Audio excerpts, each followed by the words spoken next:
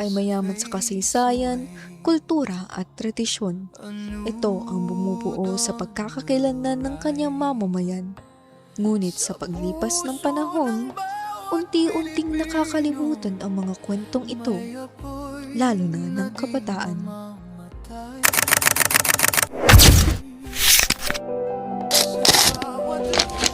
Ang Mayantok ay opisyal na naging bayan noong 1917 at kilala bilang summer capital of Tarlac dahil sa malamig nitong klima at likas na yaman. Taglay nito ang mayamang kultura, kasaysayan at tradisyon na patuloy na sumasalamin sa identidad ng mga mamamayan nito. Upang higit na maunawaan ng kalagayan ng komunidad, nagsagawa ang mga mag-aaral ng Tarlac State University, College of Public Administration and Governance ng pagbisita at pakikipag-ugnayan sa iba't ibang barangay ng Mayantok. Sa pamamagitan ng community immersion, pakikipanayam at pakikilahok sa mga gawaing pangkomunidad, mas nakita ang kahalagahan ng pangangalaga sa lokal na kasaysayan at kultura. Maraming mamamayan, lalo na ang kabataan, ang kulang sa kaalaman tungkol sa lokal na kasaysayan. May kakulangan sa mga materyales, limitadong programa, at mababang partisipasyon sa mga gawaing pangkultura. Hindi rin palagi na isasama sa paaralan ang lokal na kasaysayan at bihira ang pagbabahagi ng kaalaman mula sa nakatatanda.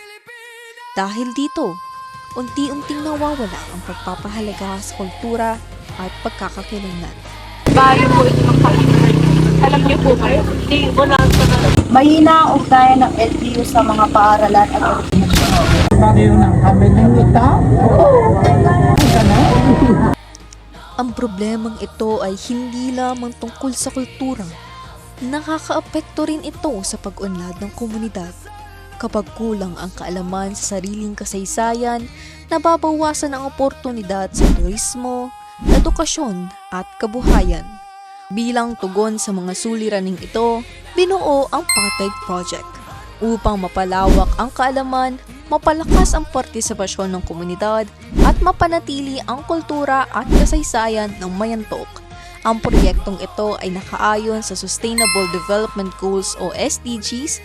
Upang may sakatuparan ang proyekto, inilatag ang mga susunod na gawain.